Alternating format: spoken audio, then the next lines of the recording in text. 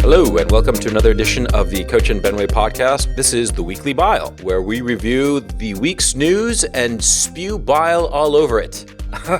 I'm Coach Red Pill, joined as always by my co-host, Dr. Benway. Dr. Benway, what are we going to start with this week of the horrors that have happened in the world?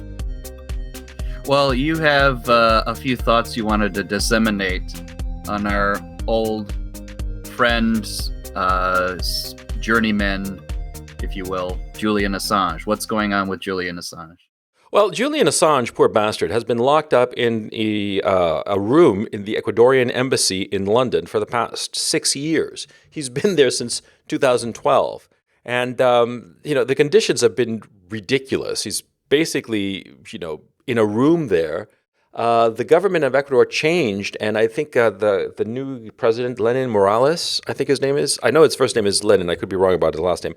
Is not sympathetic to Julian Assange's cause, and so the reason he's been locked up in this Ecuadorian embassy is that, originally the Swedes wanted to prosecute him on these trumped up sexual abuse rape charges, and they really were trumped up. It was consensual sexual activity by all involved. It was just trumped up, trying to nab him, because a lot of governments back in 2011, 2012 wanted to get him.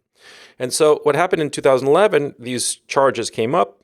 Assange stayed put in London, where he was at the time. He was given aid and comfort, as it were, by a lot of liberal people who were on his side at the time.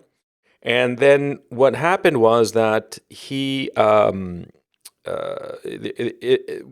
eventually, basically, he found himself in a position that he'd run afoul of British law as well, because he basically didn't want to go to Sweden to face these charges, because he suspected, as rightly as it is turning out, that were he to go to Sweden, he would be extradited to the United States to stand trial for him having released all of the WikiLeaks stuff that has dribbled out over the years, the WikiLeaks stuff that has made the organization its name.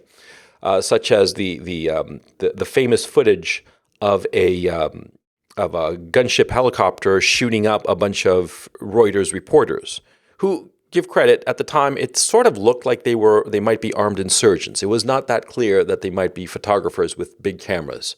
So anyway, what happens is that Assange has been locked up in the Ecuadorian embassy that at the time gave him political asylum. So he's in the Ecuadorian embassy. He's got British police just waiting outside the door of the Ecuadorian embassy, waiting for him to come out, which eventually he will have to come out, right? And so he has lost the support of the Ecuadorian government. And because, by the way, the Ecuadorian government doesn't want to run afoul of the United States, because the United States wants Assange badly. And this week it emerged, an inadvertent leak from the Justice Department came out that they have a sealed indictment against him. And the charges include conspiracy against the United States, which is fucking absurd. Okay, I didn't even know such a charge existed. What are we going to start, locking up foreign governments because they have conspiracies against the best interests of the United States? What the fuck? I mean, it's just ridiculous. Anyway, Assange has not committed a crime in the United States. He has not committed he has not committed a crime in the United States. He did not commit a crime that could be considered a crime in the United States. He is not a U.S. citizen. So what exactly is he going to be prosecuted for? This seems grossly unfair, unconstitutional. The ACLU calls it, quote, unprecedented and unconstitutional. And yeah. Well, I'm willing to bet it's unconstitutional, but I think it's a little bit precious to consider this unprecedented. I mean, you have to realize the nature of what's going on here. To assume that countries, particularly outside their borders, are going to, or even inside their borders at this day and age, are going to operate within their legal framework is a bit much these days. I mean, I think Assange knowingly and not, without merit, decided that he was going to critique power as such. People who used it, abused it, particularly the United States, but not exclusively the United States. You annoy enough people in that situation, you queer their hustle, if you will, they will go after you. Yeah. It's none of this is a shock. And, even if they have to make shit up about him. Like you said, those, rape charges or abuse charges, it doesn't really matter. They'll go after him and they'll punish him. Yeah. This is kind of the nature of it. So to me, it's certainly, I could make any number of arguments to say that this is ridiculous, and I'm sure they'd be sound arguments. I also realize that people in authority don't give a shit about my arguments. Yeah. Or anyone's arguments, frankly. And I think this is kind of a very nice, clear, crystal example of that. I mean, especially because consider what he's exposing. He's exposing in a lot of the things that he publishes, the very means by which governments don't follow their own rules, do whatever they want, say whatever they want. Yeah. And he's a living example of that. Yeah. Yeah. Yeah, exactly. Yeah. So I mean, yeah, that's kind of like the situation. So it's like, to me, it's like clearly unfortunate, but also not surprising. Well, my personal take on this is that he should have not wasted 6 years of his life sitting in a fucking embassy in London. He should have just, after 4 months or something of this, he says, this is absurd, and just gone outside. Okay, fine, arrest me and do whatever you want with me. Because his exposure, his level of prominence is so high that, the government's actually trying to do something against him is worse than letting him go. And I don't this is an example of just arrogance and stupidity, crossing paths. Because on the one hand, the government of the United States has the arrogance to think that they can do something against him, which they can, okay? But it violates all of the rules that they themselves have imposed on themselves, right? Number one. And number two, it's stupidity because, it just draws more attention to the guy. And so you're not really going to be able to punish him. You're going to have him around. You're going to move him from prison to prison. Maybe you'll get to torture him a little bit, right? But what are you going to get out of it? Nothing, except just egg on your face. Let him go. It's stupid. I'm looking at this from a pragmatic point of view. From the point of view of the government, the damage has been done. The guy did the damage that he could do. So making a public spectacle of arresting him and so forth only hurts you, the government. You see what I'm saying? But, well, they're going to go on that. And so another thing that's happening in London that's kind of interesting is actually it's very interesting, is Brexit and Theresa May, and her days seem to be numbered. You've been following that story. Why don't you give the pressies to our dear audience? Well, short story of the matter is Theresa May finished her negotiations, or at least some milestone with the negotiations, to get out of the European Union. She revealed it, and basically it didn't do any of the major things that the typical Brexiteers would have wanted, which is, exit from the customs union, a number of other factors. Doesn't really matter. But yeah, a lot of those crowd are saying, you're so full of shit. What are you doing? More people have resigned from the cabinet, and then they're building up now, last I checked, to a no confidence vote. So yes, naturally, under ordinary circumstances, Theresa May's days should be numbered. But there were 2 or 3 other instances within her premiership already that should have been her days being numbered, in terms of literally days, if not 1 week, not, now a few years. Her election fiasco was certainly one. And then the first time, she revealed her Brexit negotiation plans, which just weren't impressing a lot of people. And she had a number of resignations at that point. She's now had a number more resignations at this point. But again, as per usual with the Brits, the hours, the days, the weeks tick by. Action seems to be slow. And what ordinarily would have been like a 99% chance that she's going to be gone in the next few days or week, I'd give her a 50% chance of staying, because that's the state of the British right now. Yeah, because the letters of no confidence, there weren't enough to have the motion come to Parliament. Okay, and so and on this front, let me just underline, I think, the biggest snake in the bunch, which is Michael Gove. Michael Gove decided to stick with Theresa May, and Michael Gove was one of the big guys pushing for Brexit. He now, rather than siding with everybody who should have been his allies, is now sticking with Theresa May, clearly in the Michael Gove fashion, which is his odd calculus to try and be prime minister in a way that impresses no one, convinces no one, but just simply manages to prolong all of this shit. Yeah. Michael Gove is staying in the Theresa May cabinet, and he's part of what is now being called the Gang of Five. that I'm quoting the Telegraph here, is planning to force Theresa May into last-minute changes to EU deal. Okay, yeah, well, they can force all the changes they want, but the issue is, will the EU go for these last-minute changes? I personally think that there's going to be a hard Brexit. I think it's just going to be a big old splat, because I don't quite understand. How could I put this?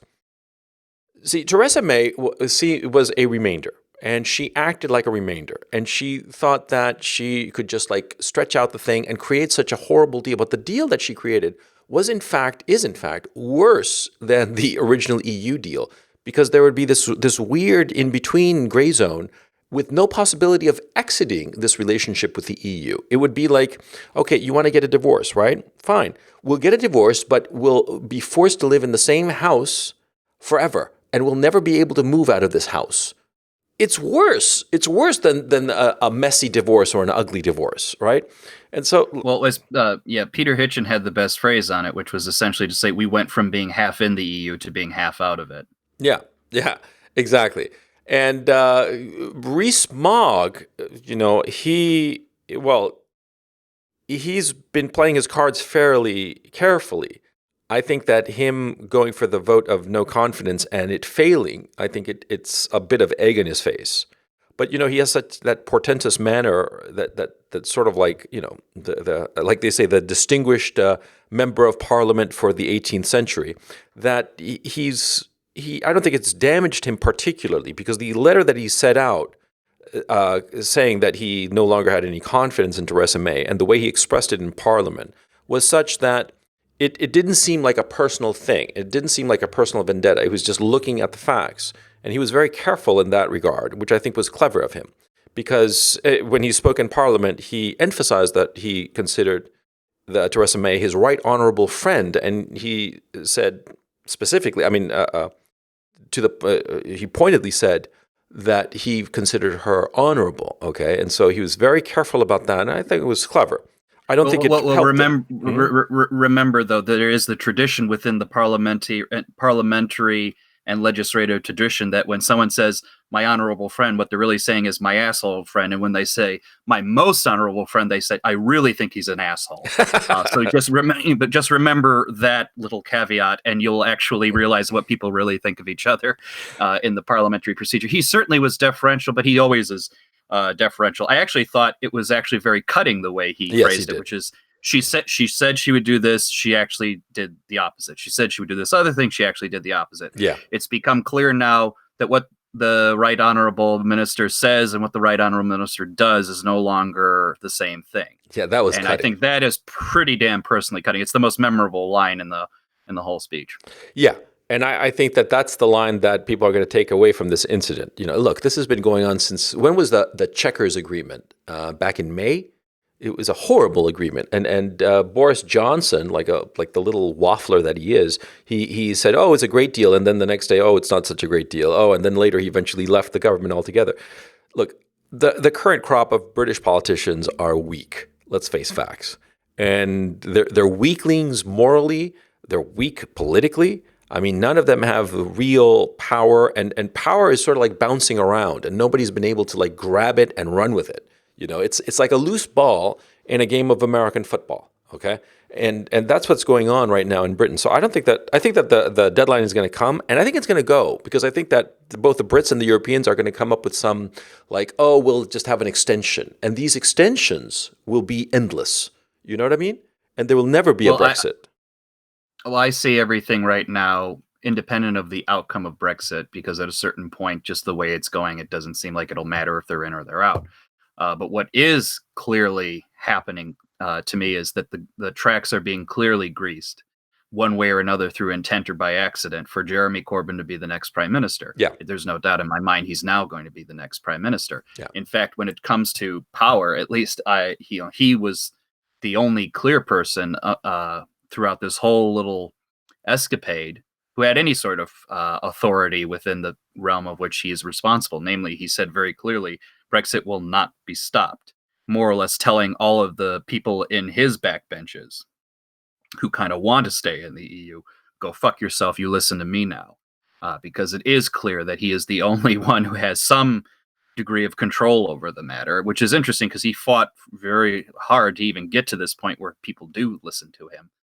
So yeah, I just think it's going to be very clear that you are going to have this very hardline old socialist back in the seat at number 10. Yeah, but why is it that he wants Brexit? I forgot to because he traditionally is a Benite. By Benite, I mean Tony Benn, who always was, not always was, that's unfair, who is historically was against the EU involvement because he thought that it took away from the authority of Parliament to a unaccounted for bureaucracy. In that traditional kind of English semi-Christian socialism that Ben was a part of. Jeremy Corbyn was an acolyte of Tony Benn, like one of his best friends. Mm-hmm. So he basically, is keeping that flame alive. Sure, during the Brexit campaign, I think he tacitly was stay in the EU, but everybody who knows him and kind of the inside skivvy that I get is he didn't want to be fucking in there, and he was more than happy to be out of it. So he's been holding the line of Brexit. So the Labourers are all on board insofar as Brexit, and Corbyn has cemented party discipline. Apparently, I wouldn't say Labour's all on board, but I would say he has managed party discipline by hook or by crook. I mean, because every time a challenge to his leadership has come, he reasserted his dominance with the population at large who are going to vote Labour. So it's remarkable that Jeremy Corbyn, who was a backbencher for decades, inconsequential. People floated his name as a laugh, as the Labour Party leader after the loss to Cameron. Who was the Labour Party leader who lost to Cameron? It slips. Ed Miliband. Miliband, yeah. Everybody floated his name as a goof, as they were just gonna float it out there and see what happens, for fun. And he won, and he's held on. That is remarkable. That really is a remarkable situation. And even after the loss of the last election, he came out a winner because there's the perception that he was supposed to lose badly, and he made out all right. So good on him. Good on him, Jeremy. I mean, I'm in favor of Brexit, of course.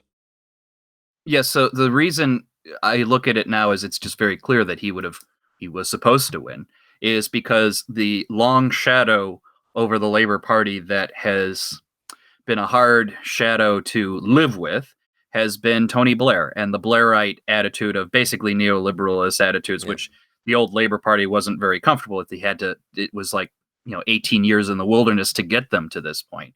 But funny thing was, I mean, Blair is hated by so many people. And the other thing you have to keep in mind, the shadow of Blair isn't even his own shadow. The shadow of Blair is truly just the shadow of Margaret Thatcher one step removed.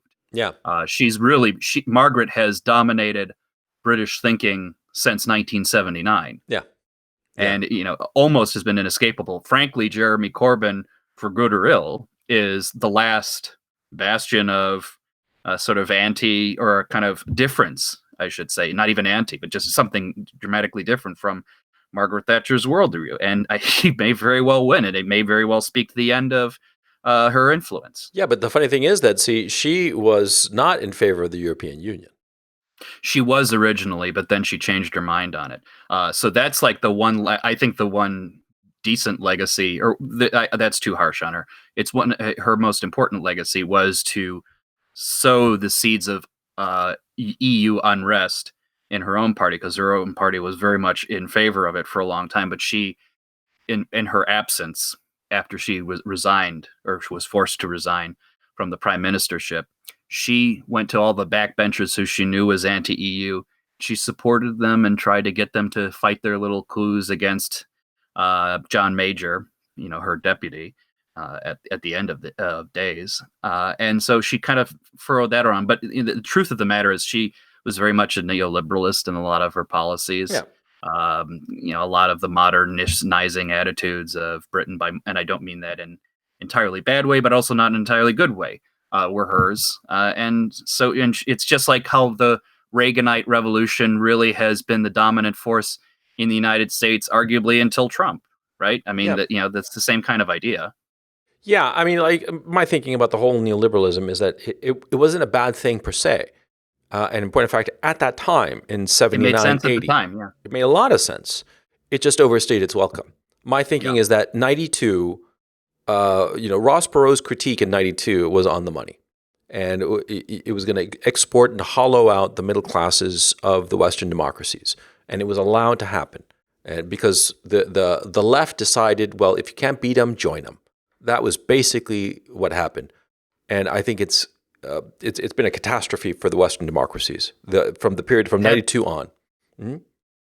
In addition to Ross Perot, also Pat Buchanan, because that same year was when Pat Buchanan, when he ran and also did his speech at the Republican convention. Those two guys kind of sowed the seeds, if you will, long dormant for ultimately where we're at now. Yeah, because Molly Ivins had that famous crack about that speech that it sounded better in the original German. But the fact of the matter is that speech was prescient. It really saw the future in a way that nobody else did. And that's why 26 years later, we're still talking about that speech. Yeah. So anyway, it's like the rivers of blood speech. But, it saw the future, and it was, at the time, it was declared racist and suspect, and it proved to be true. Yeah. So, okay, so moving on from Brexit, what's the over-under on Theresa May remaining in power?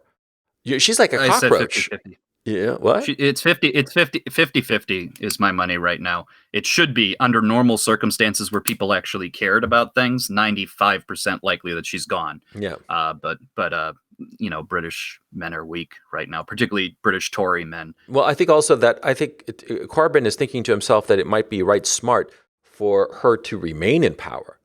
Okay, because or at least for the Tories to remain in power. So the mess of whatever happens in Brexit will be on the Tory side of the ledger book, and so that he could run against them and say, look what you did with Brexit. You made a hash of it. I'll do better. And of course, he'll do the same. But you know what I'm saying? I think that to Labour, there's... Well, yeah, he wants to, let's say, compete against Theresa May's situation. Sure. He does not necessarily want to compete against someone else who comes in and actually does something different. So he's just going to sit and let it be. Yeah, there's no upside for him to call an election or try to get an election called, rather. And there's every upside for him to allow more and continued turmoil among the Tories. Michael Gove, he is one slimy guy. And physiognomy is real. Look at Michael Gove's face. And you can see the face of a snaky, creepy little man, not a straight shooter. He's very clever. He has a face somewhat similar, although there are clear differences, but he has the same response I have to Michael Avenatti. That guy is like, there's sliminess there. And apparently by sliminess, I meant beating his wife. Oh, we're going to talk about Avenatti now. Yeah. Yeah. Well, here's the thing. I'm confused because now it's emerging that his ex-wives, neither of them say that they got abused by him. So who the hell did he beat up? Well, so this is an interesting little detail that he's spinning. Apparently, from what I heard, the police saw a physical abuse that was done to a woman, and I guess we're thoroughly, or at least reasonably convinced it was Avenatti. Avenatti is defending himself and is suggesting that who's that Twitter personality who tried to make find people to make false accusations against Robert Mueller. Yeah. What's his name? You know who I'm talking about, though, right? Oh, that was a thing. I forget. Yeah, go ahead. Yeah, some security outfit that's just sketchy as fuck. Yeah. Yeah, so Avenatti thinks they conspired to get him arrested, and he says, "You see, this is what's going on. They're going after Mueller, and they're going after me. That just shows you how much of a threat I am to the establishment." And I'm like, that's exactly the right Avenatti response. Like, inflate your ego so goddamn much to think like you and Robert Mueller are the only pillars keeping this country upright against the weight of fascism that is Donald Trump. I mean, that is the ultimate shitty lawyer response. Yeah.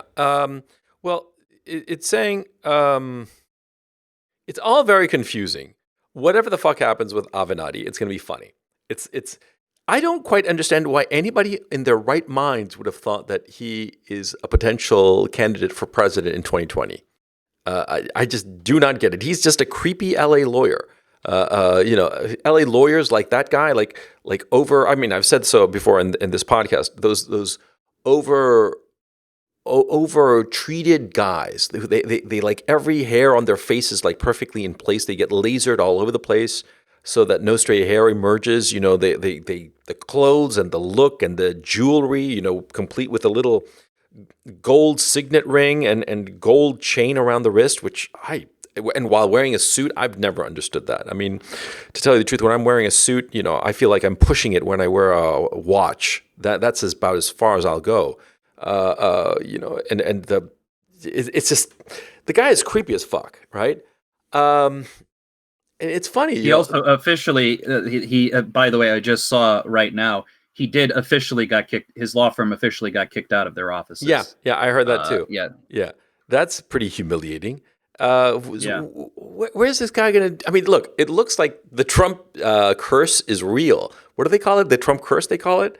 The Trump curse. Yeah, that his critics inevitably get the ever-living shit kicked out of them by fate, by karma, by some supernatural force. My thinking, of course, usually they fall upon the sword that they intended to use to defeat the president as well. Exactly. And so Avenatti is just another case. I think that in a year's time, everybody's going to be like, Ave who? I mean, I think that this is a nobody. But talking about things that are going on in L.A. or California is the whole California wildfire thing. That is pretty goddamn funny. It's astronomical. There's last reports I saw. 71 confirmed dead. That's tragic. And 1,000 people missing. And 1,000 missing? Damn. That's what I heard. These numbers could get revised. They almost always do. But the thing that's caused my attention, I think a lot of people were focused on the Malibu area portion of the fire. It's like, oh, yeah, all those wealthy people have to get out of their mansions. Boo fucking who. The reality is it's just so vast. It's hitting a number of areas, and I think probably a lot of the areas where you're seeing a lot of the deaths and the missing people are not the wealthier Malibu area. And so it wasn't until, frankly, like today, admittedly, I'm not like searching desperately for all the stories on this. But it really wasn't until today that I started seeing more prominent pieces saying this is the impact of this is much more catastrophic than some overly priced properties. In Hollywood. Yeah, because there was a lot of stuff from Malibu people who are well known, like the daughter of one of the Baldwins or something was all pissed off because she got hassled by some cop who thought that she was a looter. And she was like all acting privileged and shit. And so I was like, fuck it. Who gives a shit? I wasn't really paying that much attention, but I didn't realize that so many people had died and 1,000 people missing. Holy cow. A lot of those people are probably just displaced because, whenever there's a catastrophe, a lot of people who are quote unquote missing, it just turns out that people can't find them because they left wherever they were because the place that they were was in danger or threatened somehow. They haven't called anyone yet because they're moving out. That happens all the time. Yeah. So the missing number, the 71 confirmed dead. That's tragic. That really is tragic, and it's probably because the fire moved in so quickly that they didn't have time to escape. And most people die from smoke inhalation. It's not. That's why people die, and it's just tragic. But I don't have anything intelligent to say about the wildfire situation, although what I find really funny is that a lot of people are saying it's global warming, right? And we have some news on the global warming front. You want to pivot into that, or should I? Well, you paid more attention to it than I did, but I have heard of. Okay, well, this is funny. Assessment. Okay, so the sun, right? It goes through these 11-year cycles. Okay, it's basically the sun is a fusion reactor. That's what it is. It is burning hydrogen and turning it into helium. It burns it by fusion reaction, where it combines the hydrogen elements, the one neutron. I mean, the one proton and one electron into two protons and two electrons. What has happened is that the sun goes through these cycles of basically like a beating heart. And these cycles are in 11 years, right? And the next cycle was supposed to start around the year 2020, but it seems to be a little bit off pace. And it's now started because as of this year, there hasn't been a single sunspot recorded, apparently. Now, this matters because sunspots indicate the relative warmth of the sun. And so it means that basically the sun is putting out less output than before. And so it looks like we're heading into a mini ice age because temperatures are decreasing. Okay. And temperature, the sun its output is less than before. And it could be the signal to a mini ice age. The Earth has had mini ice ages. Historians have known about mini ice ages. There is proof of mini ice ages because of certain paintings. Like, for example, in the 16th century, the Thames River would normally freeze, and it would freeze solid. It freeze solid enough that people would set up shops on the actual frozen surface of the Thames, and people would just, use it as more space in the city. Okay, and you could cross it no problem, just walking across the frozen river. Okay, and of course today that can't happen. And of course, back in the 11th century, when William the Conqueror showed up, you could grow grapes in London. That's why there are a lot of streets that have vineyard in their name, or wine alley or such, because that's where they used to grow grapes, because that was the kind of climate that you had in London at that time in the 11th century. So you see how the temperatures fluctuate naturally. And it could be that because of this sun activity, we're going to go into a mini ice age. And it just leads to this whole notion of the coming global warming and the global warming hysteria. I've always been sort of like, how could I put it? Let me give you a specific example. One time I was talking to a news producer. Okay, I was talking to her in Paris. And I'd done her show on talking about economic topics, and we went to dinner. And we were just shooting the shit. And my thinking has always been there are two issues insofar as global warming is concerned. Number one, if global warming is actually happening. And number two, if the global warming that is happening, if it is indeed happening, is the product of human activity. Now, I don't have a problem thinking that global warming is happening, and I don't have a problem thinking that it might be because of human activity. I just want that to be a clear distinction. I thought that position is very reasonable. This woman had a fit, and she went on I swear to God, a 20-minute rant at me about this issue. I mean, I thought to myself that I'm about to lose a friendship, a relationship over this issue. I mean, she was that vehement, that religious about it. It was not merely, I don't agree with you or that's interesting. No. It's you're wrong. And, I had to backpedal and just back down completely because I didn't care enough about the topic to have a fight about it, right? But the global warming people do. They care enough about it to have a big old fight about it. And I'm kind of wondering what they're going to do now with this mini ice age. Well, that's actually what I was going to bring up. Funny enough, after you had mentioned this topic, I was looking around for current coverage on it, and unsurprising to me, the website, which is one of the mini bête noirs of my life, IFL Science, short for I fucking love science, which is basically scientism. It doesn't really believe in actual scientific method because that's too difficult for them. But they have an article up that just came today is, no, there isn't going to be a mini ice age, in scare quotes, mind you, because they couldn't just have mini ice age as an actual thing. They said, oh God, why hast thou forsaken us? Why hast thou given climate change deniers more reason to come out with their crap theories? And then was trying to argue why, no, it's not what you really mean. But it's, again, fairly stupid, and it's very clear the language that they're using. Their only goal is to think about this in terms of, oh, this is just going to be some argument that the climate change deniers can use against us, which is basically worse, frankly, than even the Catholic Church did during its heyday of being concerned with heresy, shall you? Yeah. If you will. Yeah. I mean, it's kind of crazy. I mean, these people are fucking nuts. And yeah, as far as I'm concerned, they basically have a religion. That's what they have.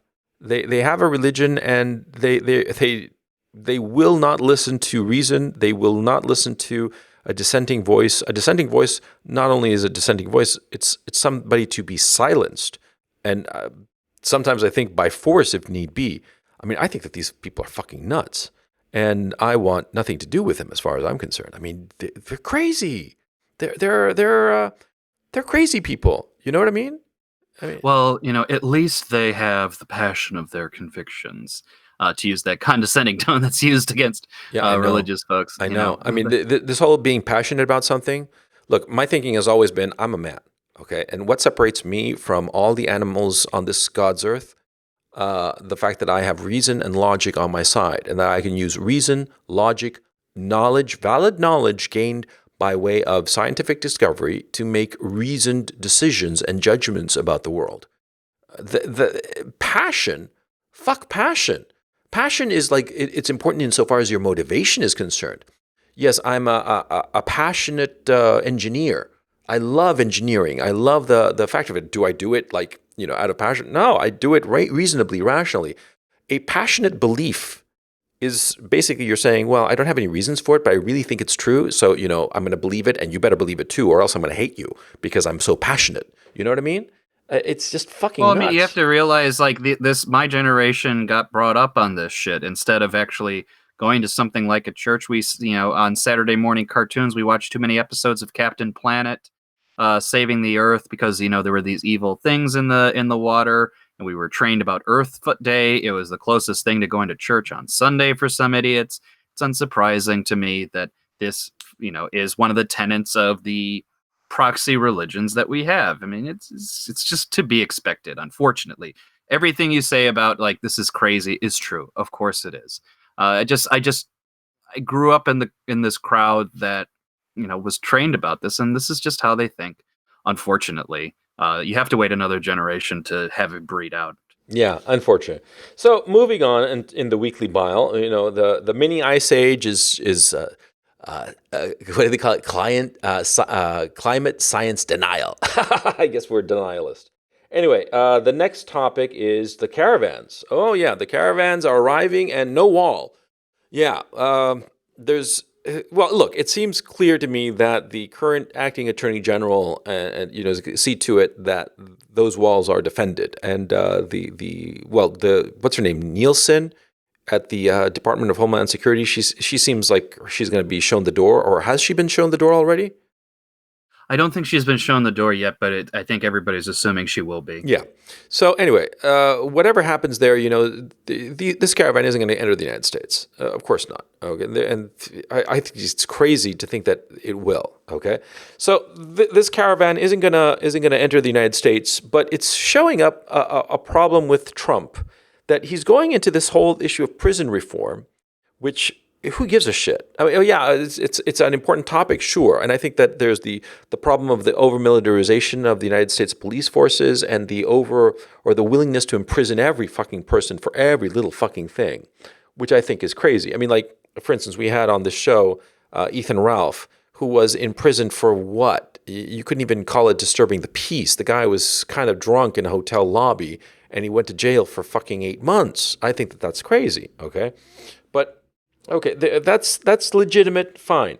But the wall is more important politically. I mean, there aren't some wag, or maybe it was you. No wag. I mean, there weren't crowds of people screaming, "Prison reform now! Prison reform now!" No, I didn't hear that. I heard Well, build the yeah, wall. that's That exactly. So this is a question of, is Donald fulfilling his campaign promises?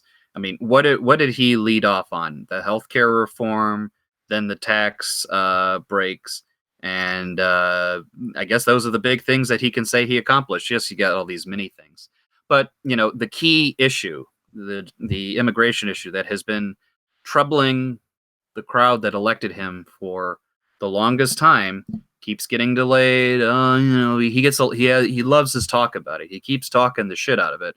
And yeah, he put a few thousand troops on the border. The wall isn't there. People are still crossing the United States, both illegal and I think legal immigration is up since he took office.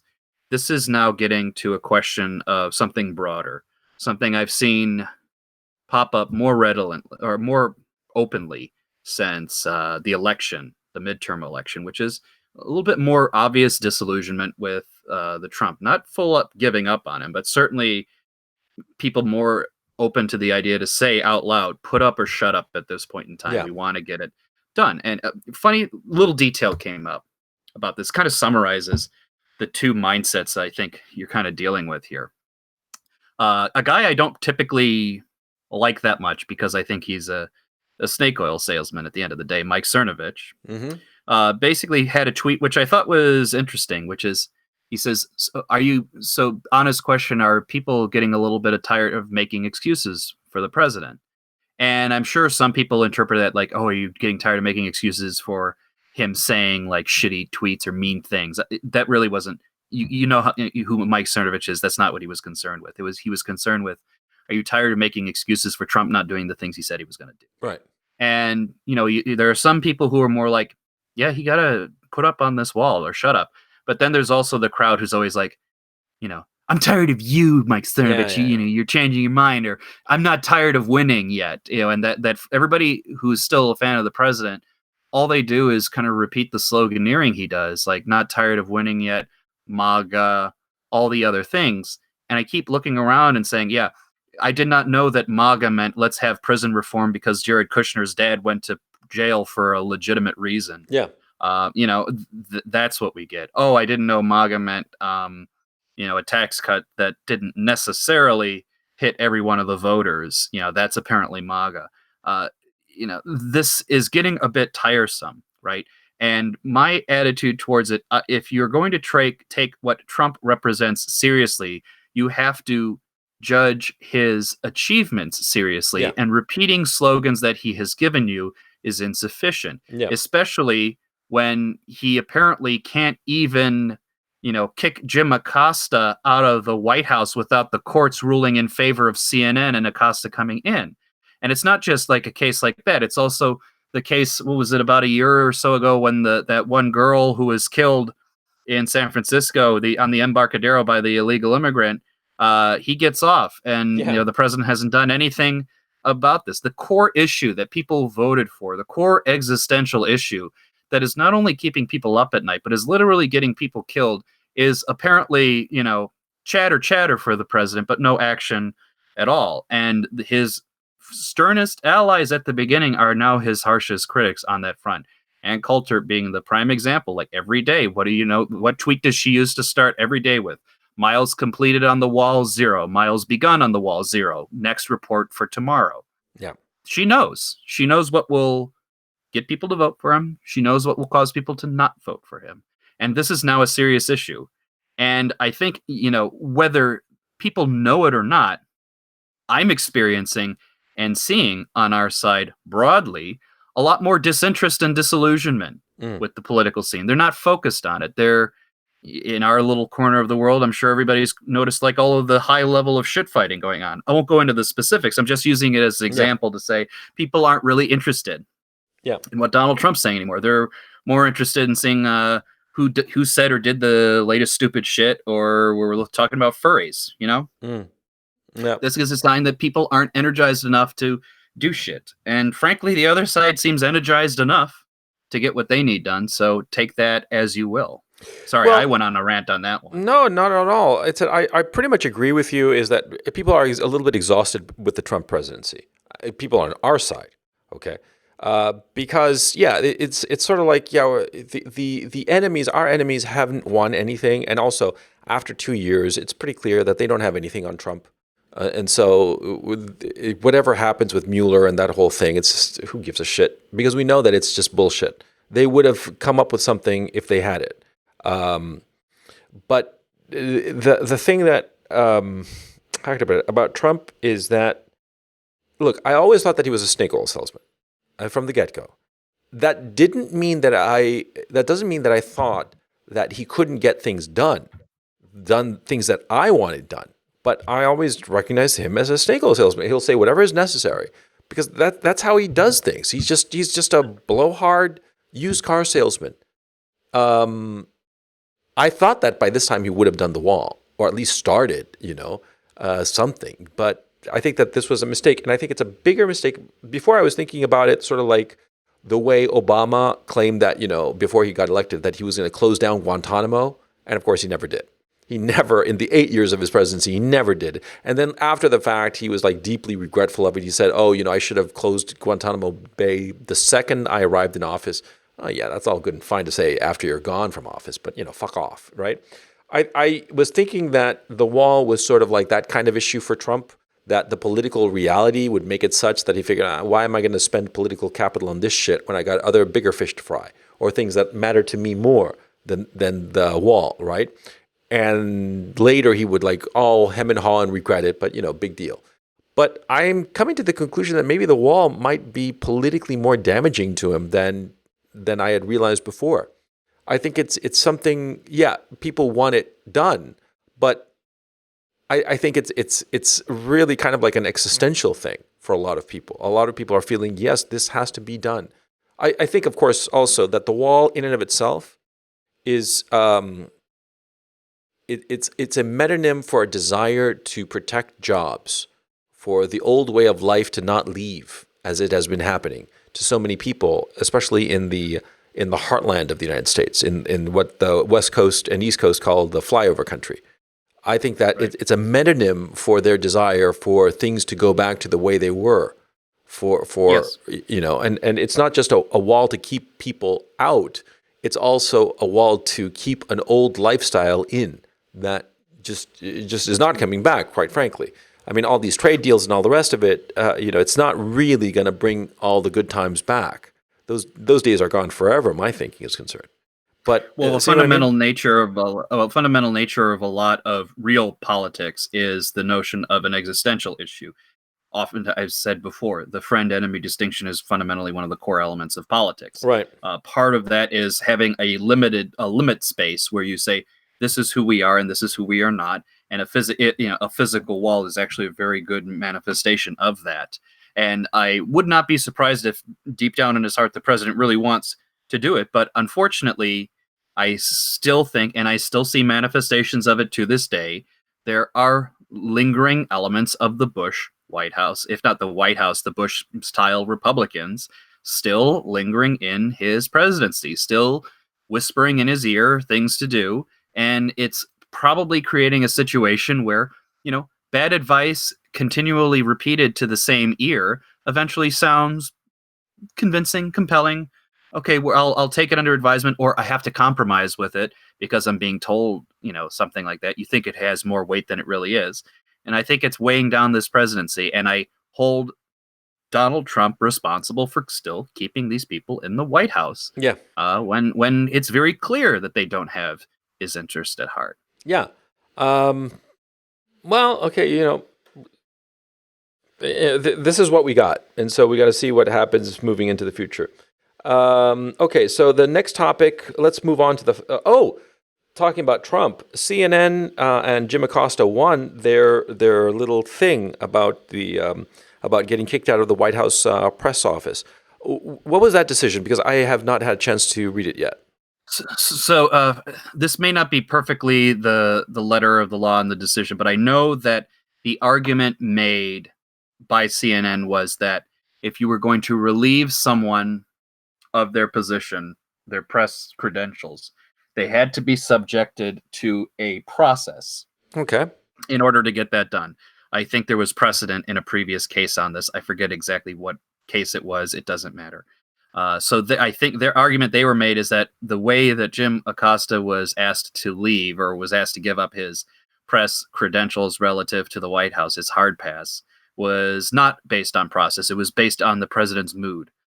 So that was their argument that if they won on that, then it was a process matter, which tells me the reality of the situation should just be Trump should just have a process created, Yeah. subject him to it, and then remove the press badge at that point. Yeah. You know what I'm saying? I mean, So, because so it's a hollow victory. it should be, but you know how things are. People convince themselves that it's more important than it really is, or they lose the nerve to continue to resist the matter. I think you could easily come up with a clearly defined process that says why Jim Acosta should get the fuck out of that building. Well, I think that would be easy for it's. I think that trying to have the courts compel Trump to do a behavior that he doesn't have to, because he doesn't have to have the press in the White House. He doesn't. There's no law that says the press has the right to be in the White House. Why don't you just kick them all out? Right. Just say, I don't want you anymore. Out, all of you. What the fuck? You know? I would actually get rid of them.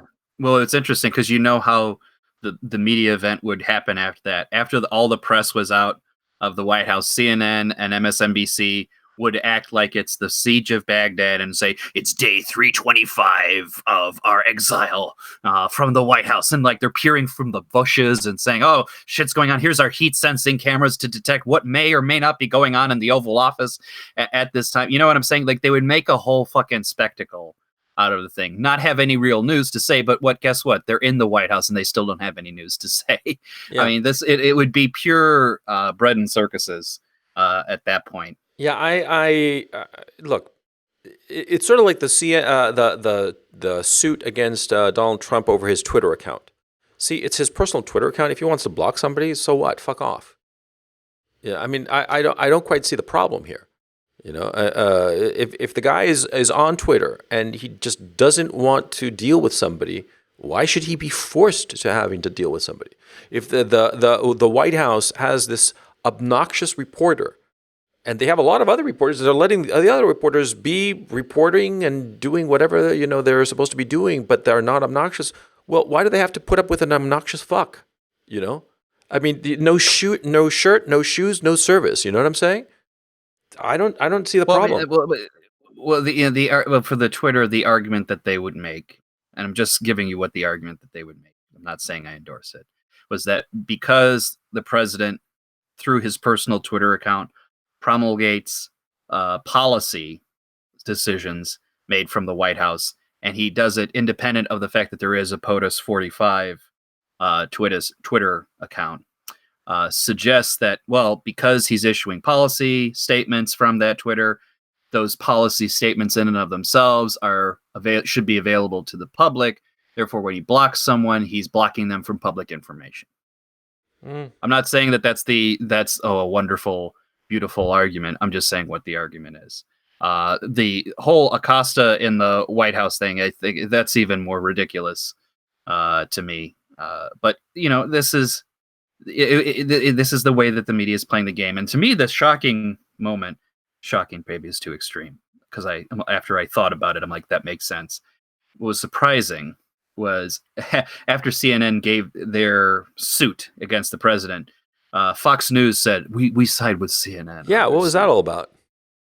New leadership at Fox is probably what it was all about. Oh.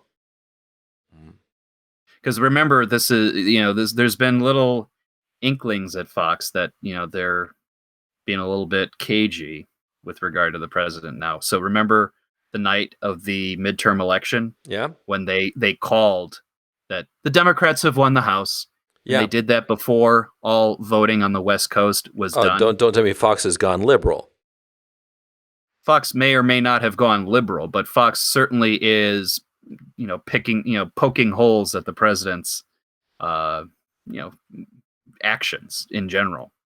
It's I mean, that moment in particular, that election night moment, I was completely annoyed with, because it borders on something that I feel like is unethical at the very least. Yeah, you shouldn't call any election for anything until all the votes are in. Yeah. Yeah, but okay. Nah, I'm Jim Acosta, man. I find the guy incredibly annoying, and the thing is, I know that he's a grandstander. So what the fuck? Well, yeah, the story with Acosta. Every time Acosta accosts the president, again, why Acosta's name is just so fitting. Yeah.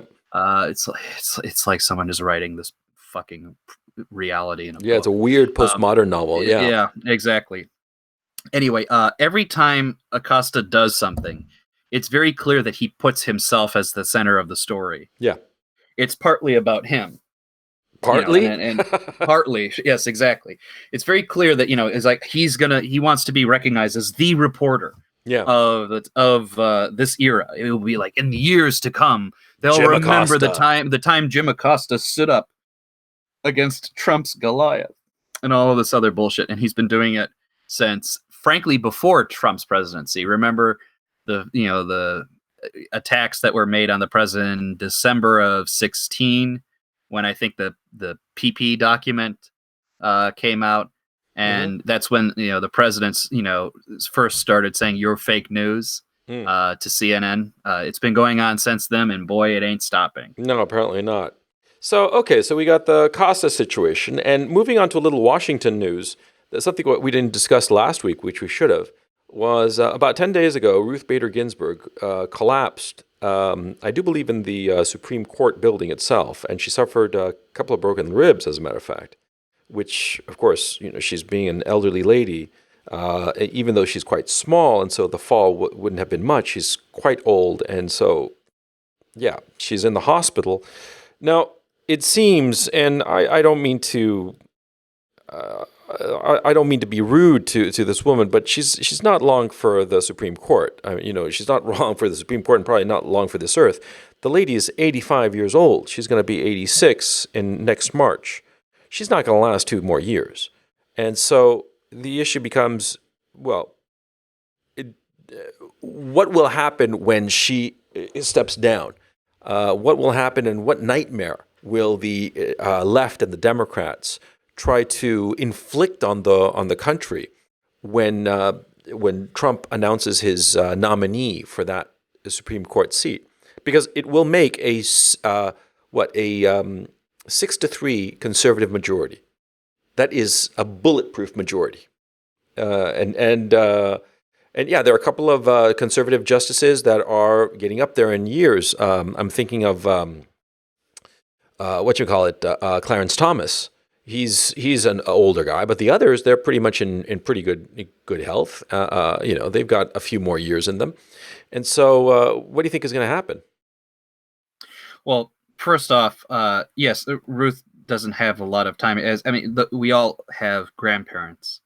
All right, some of us are well aware that after a certain age, if you fall, it's a serious issue. Yeah. Hard to recover. It's potentially a sign of more bad things are coming. It's just the way it is. I'm not saying that with gleeful joy against Ruth. I just know it from my own grandparents and my own elderly people in the family and around the family. So that's certainly going to be an issue.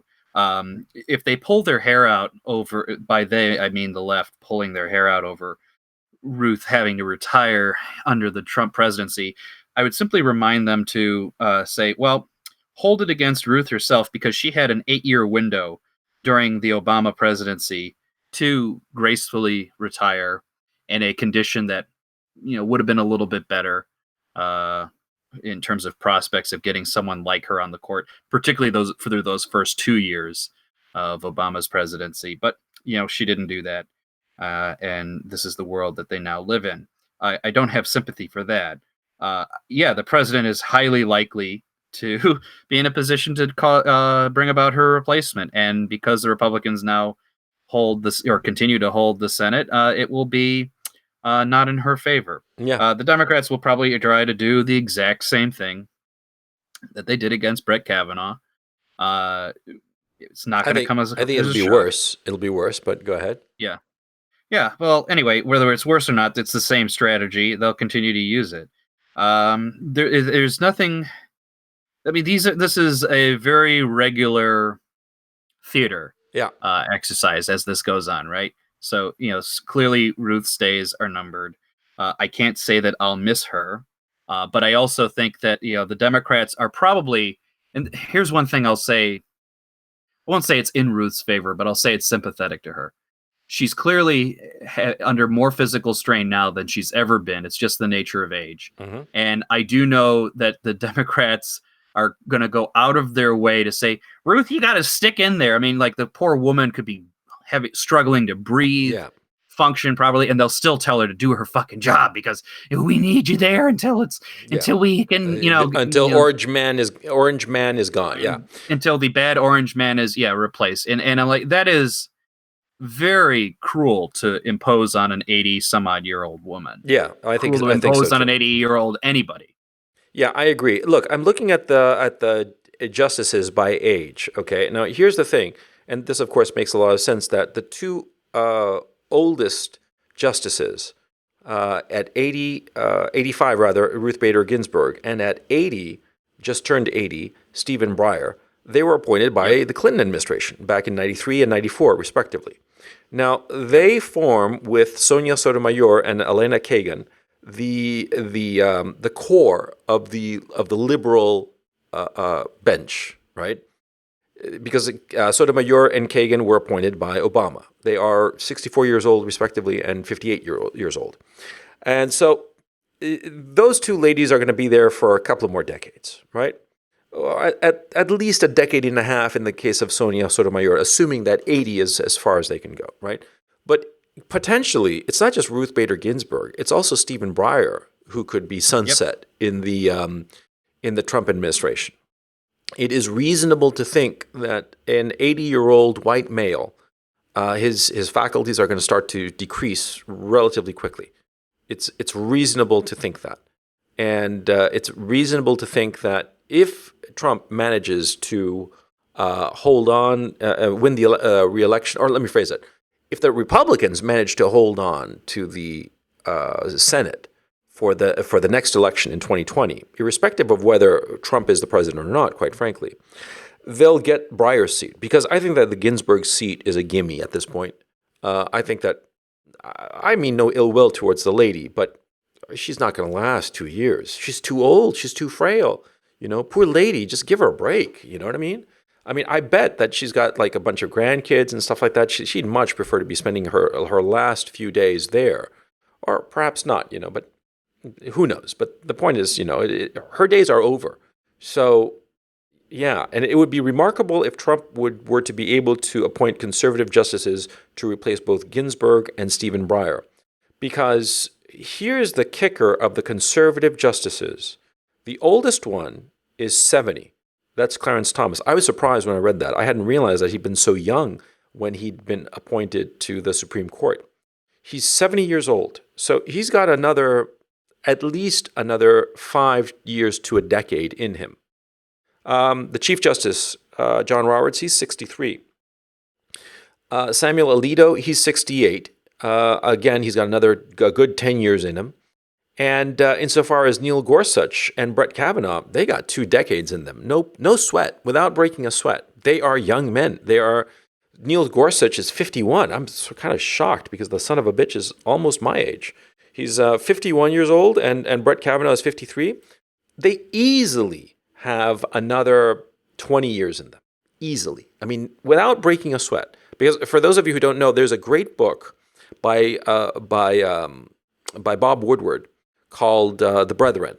He wrote it back in like the 70s or something like that. It was about the Supreme Court and the actual mechanics of the Supreme Court. He did a whole thing about the Warren Court, not the Burger Court, and the book is really interesting in that it shows the mechanics of the Supreme Court and how the clerks write 95% of the opinion.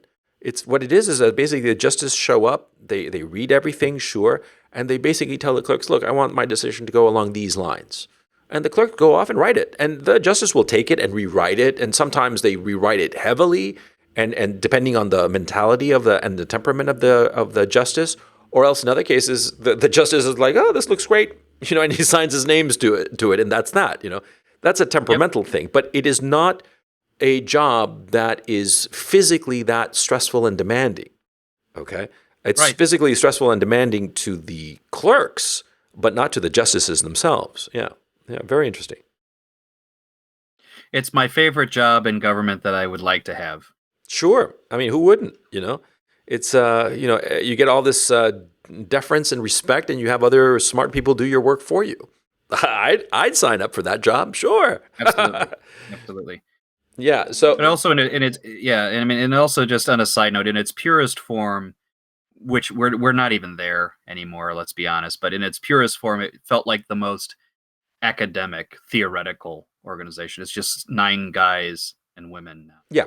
Sitting in a room contemplating. Yeah. To me, that's a fucking job. I'm saying? Yeah. And, it's really interesting how these cases are settled, because what happens is that they have these meetings. The justices have these meetings where they basically have a list of the cases, and it's just the justices, nobody else. And the Chief Justice usually runs these meetings, and they have, okay, these are the cases. And so they start saying, okay, what are we going to vote on these issues? And they start saying, oh, I'm going to vote against it, or I'm going to go in favor of it, and say, okay, you guys are going to vote for him, and you are against it, okay. And the Chief Justice says, okay, you guys, write your opinion, and since I'm in the majority opinion, because what happens is that the Chief Justice has the right to assign who writes the majority of opinion if he is on the side of the majority. Okay, Right. That's his prerogative, and also he has the other prerogative of which cases, what order of the cases to hear, and Yes. but he doesn't have the right to determine certiorari. That has to be like a quorum, but I forget how it worked. Okay, but it was really interesting, the mechanics of it. But basically, they just sit around with a notepad and pencil, going through the cases that are on their docket, and they just decide right on the spot. And then they go and write their opinion about it, And sometimes they argue, and it was interesting in the book. Woodward reported how sometimes in that discussion, sometimes they change each other's minds, and that's kind of interesting. And how the collegiate nature and the fact that they have to get along can sometimes have a tremendous impact on the decisions, just on a human level. One justice saying to the other, something, I think that your arguments are right, so I'm going to side with you. Holy shit, pretty cool. I was about to say it's like at a much larger scale. It's like 12 Angry Men, Yeah. Although in this case 9. 9, yeah. Yeah. Very interesting. Yeah, very interesting. So anyway, the last item to note is something going on with the FANGs. The FANGs being Facebook, Apple, Amazon, Netflix, Google, Spotify. That's the name Wall Street has given to these tech firms. And I think that FANGs is a good acronym for them because they do seem to have their fangs in our society. Ho, ho, ho. And so 2 issues. Amazon's HQ, second HQ, which actually turned out to be a second and third HQ, and the Facebook shitstorm. Now, the Facebook shitstorm, I am not quite on top of it, so why don't you give the pressies on that? Yeah, just so in short, because I think this is still fresh, still developing, but essentially what was going on at Facebook in the aftermath of the Russia bought fucking Facebook ads.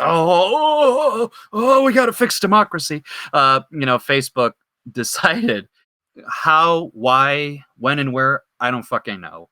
They went to some sort of, I don't know if it's a public relations firm or some sort of researcher firm, something that politicians will typically use. I think it's called the Definers. Mm-hmm. It's an organization that I think historically had worked with Republicans, but basically they told this firm to collect and disseminate dirt and data on Facebook's critics.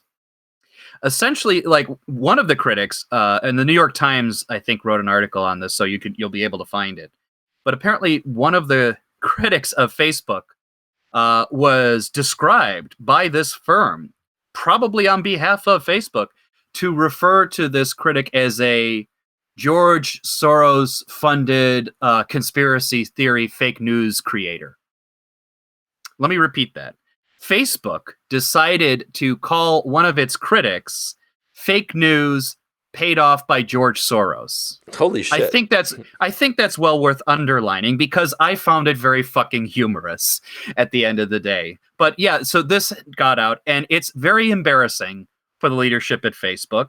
The investors and I think the board are not too happy with it. No. And Sheryl Sandberg has been she threw the communications department under the bus. They said, "Did you know about this?" "Oh, I didn't know. Communications responsibility. I don't know everything. You're the COO. You should know." I don't know. Yeah. No, it's reasonable. It's reasonable for her not to know. I mean, the company is huge, right? And so what every fucking little division is doing is sometimes you lose track of it. And there are always some yahoos at some big company that wind up doing stupid shit. But yeah, to say that they're George Soros funded fake news, holy shit! What has Facebook gone 1488? No, I think that exactly. The whole situation. Look, I personally think that the FANGs are going to be broken up eventually, but that eventually that's the operating word because Amazon dominates every facet of retail, of the retail sector. It is a catastrophe, and I think that Amazon should have been broken up decades ago. I mean, it should have been broken up back in the late 90s because you cannot have one player be so dominant in the retail of any one industry, let alone all of them. I mean, look, I'm the kind of guy who thought that Walmart should have been broken up years ago, decades ago, back when Sam Walton was still alive. I think that for those of you who don't know, see, the modern supermarket was the invention of a company in the South called Piggly Wiggly. See, before you would go into a market and you would walk into the store and there would be a counter all along the store, and you'd go up to the counter, and behind the counter were the products, sort of like a pharmacy, right? And the person there would say, "Yes, sir, what do you want?" And you'd say, "I want that can of beans or that this or that," and you'd pay it. He'd take it down from the shelves and you'd pay it. Piggly Wiggly invented the notion of making their warehouse the shopping area, where everybody would exit through a single exit where they'd have to stop by the checkout girl. That was an invention. So it's not, I mean, think about it. It's not a natural development. Now, Piggly Wiggly, because of this, they were able to have a lot fewer people working and have a lot bigger supermarkets, because all of a sudden, instead of just being a small little market, they could have a huge floor space with all of their goods out there. And so this naturally attracted customers who would go there because they could, one-stop shopping. They could go there and get everything. Because before, there would be a butcher's shop, there would be a canned goods shop, there would be this shop, that shop. There were like different shops that people would go to in order to buy their groceries. But Piggly Wiggly invented the notion of the supermarket, the one store where you had everything, and you'd go there, pick your stuff, and put them in your shopping cart. Which, by the way, that was another invention of Piggly Wiggly. And you'd go to the checkout, and you'd pay for all your goods, and off you'd go. Right? Piggly Wiggly, because of this, expanded enormously, and it was the U.S. Justice Department that called a halt to it, and they broke them up and stopped their expansion to allow their competitors, because they didn't want Piggly Wiggly to own the whole of American supermarket market, and that's what happened back this was in the early 50s, I believe. But now during the 80s of Reagan, you allowed Walmart to just encroach on every single territory. Okay, Piggly Wiggly was forced to remain a regional supermarket chain, and eventually it just became just one of the pack. And it allowed for all of the other supermarket chains in the different regions of the country to expand. But this was not carried out with Walmart. This was not carried out online with Amazon, and it should have. And so now you have these companies that own everything, and that's bad. Well, the standard of the Trade Commission, FTC judgment shifted. Before, it was purely about competition in a kind of generic sense. Then their standard of judgment was, well, is it impacting consumers? And when they say impacting consumers, they limit it to is it price negative impact to consumers? So in their mind, if prices were getting lower, they didn't give a shit. Yeah, exactly, and that comes from Alan Greenspan, by the way. He was of the notion that prices are what matter, not if there is competition, which I think it just turns it on its head, because it's the act of competition that you need. If it's just price, then a monopoly is always going to be able to undercut prices by the fact that they're a monopoly player. But the harm to the society long term, well, we're seeing it now. Whenever Walmart decides to leave a community, that community is destroyed, because all of a sudden, all those people have to drive dozens of miles, if not almost 100 miles, to some other place to shop. And so that community rapidly disintegrates, and people leave it. There are lots of ghost towns in the United States that became ghost towns because the Walmart left.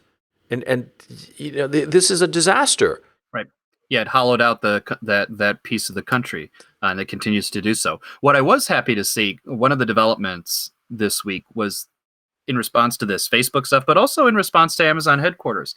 I was surprised and happy to see that members of the Democratic Party said, Facebook can't regulate itself, and the Amazon headquarters stuff, where we're just literally giving them away tax increment financing and all these other things, is not a great thing. No. And I was happy to see that, not just because I agree with it, but also, I saw a stat earlier today that said, I think of the 50 richest zip codes or counties in America, like 40 or 40 plus are governed by Democrats. It would suggest that the Democrats have become truly the true corporatist party. So within that structure that you are actually seeing the rhetoric of what they used to be like, which is, hold on, this is kind of bullshit, even if it's coming from Senpaku Wise herself, is worthwhile to see. I'll give her credit for that. Because Amazon is getting away with being, given all these lush gifts in terms of like I'm using tax increment financing. I'm sure they're using something like it, but TIF or tax increment financing is what they do in Chicago, which is to say they store up in a district tax dollars that they use to woo businesses by saying, oh, we'll give you free tax or a tax break to come in, because their assumption is, oh, it's a good investment because they'll hire people and whatnot, and our local community will benefit.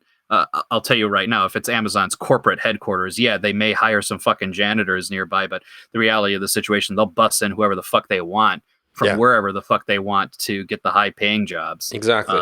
That's the reality of it. And also, who the fuck is Amazon to say, like, why are we doing a freebie for Amazon? Are they running around with like a guy on the street with an eye patch and a tin cup? Yeah. that they need a fucking break. I mean, come on. And that's some of the smarter conservatives, a lot more. This was a happy development this week. A lot of people, right wing, left wing, said, this is kind of bullshit. Why are we giving them so much fucking shit? And the only people who were trying to say, oh, Amazon, blah, blah, blah, is such a wonderful place, are the stupid, like I said, the CRTV conservatives type people who said, NPCs. like, yeah, exactly. And I'm like, just remember that these people, all they think of is like, well, Amazon gives me wonderful things. You buy stuff from them and everything. Bullshit. Fuck off. And the other fucking critique I hate. Sorry, I'm going on a rant again. But I love when people say it's like, well, you're a hypocrite because you use Amazon. That's like saying like, oh, you critique capitalism, but you buy things like food, so you're a hypocrite. Yeah. Yeah, no, I mean, I shop at Amazon and I don't have a problem critiquing it. If that makes me a hypocrite, fine. I'm a hypocrite. Fuck off. Well, there's this other thing. People assume that just because you're a hypocrite, that you must necessarily be wrong. I'm like, all hypocrite says is one of the things you said is wrong. It doesn't say which one is. Yeah. But look, I think that the how could I put it? The argument from hypocrisy, the tu quoque fallacy, right? I've never given it much stock. It's effective rhetorically, but fuck off. I mean, it's actually more effective when it's something else. But when you say, for instance, how can you critique Amazon? You shop at Amazon. That's pretty. That's a pretty trivial argument. Okay, it doesn't. It basically means to say that the only way that you can critique somebody is if you boycott them. That's crazy. Right. Okay. There are lots of things that I use that I'm critical of, and I'm going to continue to use that I'm critical of. Just to say that you can only criticize that which you boycott. No, that's not an argument as far as I'm concerned. But well, there are people like that, and yeah. So anyway, that seems to have been the state of the week. So we've gone on. We've tried the patience of our listeners far enough. We've gone an hour and 18. So, this has been the Weekly Bile of the Coach and Benway podcast. I hope you've enjoyed the show. And Dr. Benway, would you like to leave us with the final word? Everybody submit mass applications to Amazon HQ 2 or 3 or 4 or however many fucking new headquarters they have. And change the face of Amazon while you're at it. Yeah, make it more conservative. Yeah. So on that happy note, I will catch you next time. Take it easy.